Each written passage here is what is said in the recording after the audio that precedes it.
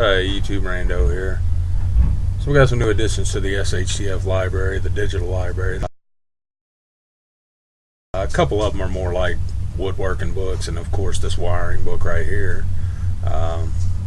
But some of them would be a good addition to any homesteader or prepper's library, whatever you want to call it, whatever you are, self-sufficiency. This is the complete guide to wiring. Now I got this because we are rewiring the house.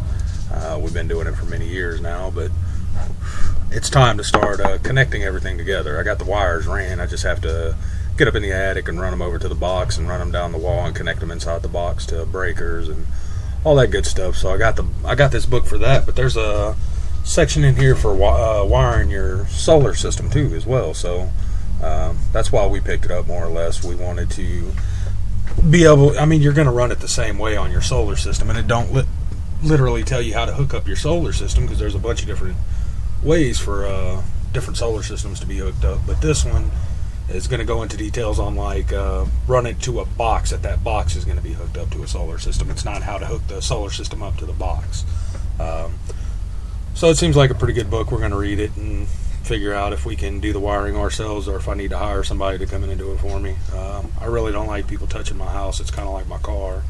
I don't ever let anybody else work on my car, so really don't want anybody else working on my house either.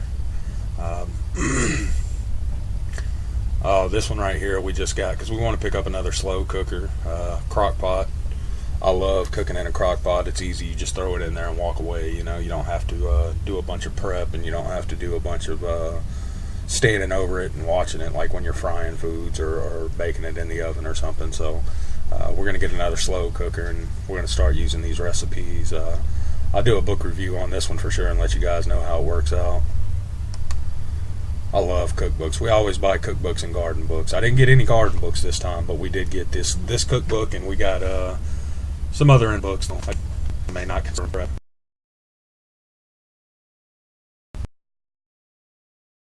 That's the prep in my book, you know.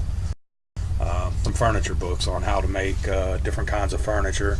This one's a little bit more for the professional woodworker, whatever you want to call it, craftsman. So it's a little bit more technical. You do need some certain tools and stuff like that that's in here.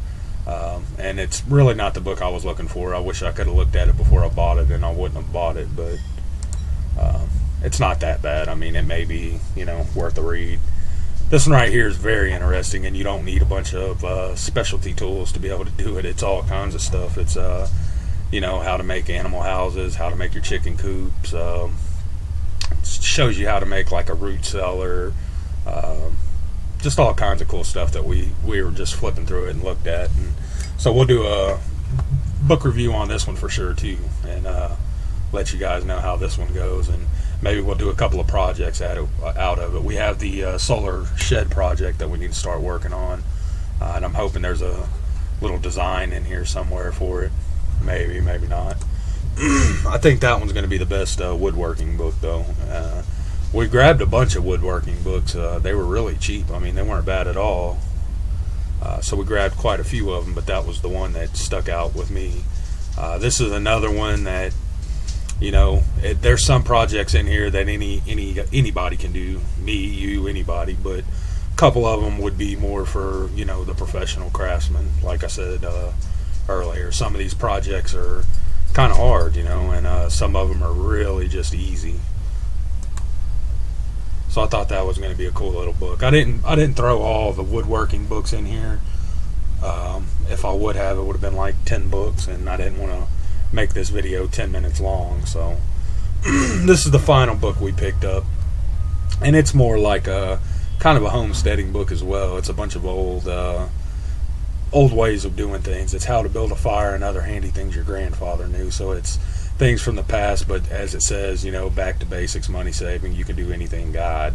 It's everything from building a pipe, shows you how to build burn pits, of course how to build a fire. There's a cooking section in here. There's all kinds of stuff in this book that's going to make it a good book. I think it's going to make it a damn good read, if nothing else, but I should learn some stuff out of it. And maybe we can come over here and teach you guys some stuff that I learn out of it. But not just that, but we'll be doing a book review on this and case you want to pick one up for yourself. I want to say this was the most expensive book. None of them were over like $8, $9. They were all pretty cheap, but I want to say this one was like $7, $8, something like that, and the rest of them were, the Black & Decker one was a little expensive. It was just under this one, and then the rest of them were like $3, $4 a piece. So the woodworking books we picked up a pack of them, and it was like $5, and there was like 6 books in there, 7 books, and then we picked up a few separate woodworking books as well. Those more than likely won't go in the SHTF library, but this one definitely will. And then we'll throw the wiring book in there as well. We'll throw it in the solar section. That way when we go to wiring our solar system up in our shed and stuff like that, we know how to do it. We have a book to teach us how to do it. So a bunch of good books picked up. This is the last one we picked up. We're definitely going to be doing a review on a couple of these, and I've got a couple more put back that I want to do a review on as well. A good homesteading book that was recommended to me by Desarty, and I picked it up, and it's a damn good read, so I definitely want to include that in a review and review that one. We're going to review this one, and then we're going to review that slow cooking book, and then I got another cookbook. I think it's called the Moose Cookbook or something like that. I forget exactly what it's called, but it seems like a good book as well, and we'll do a review on that, so be looking out for those. That's going to be it for this one. Thanks for watching, YouTube.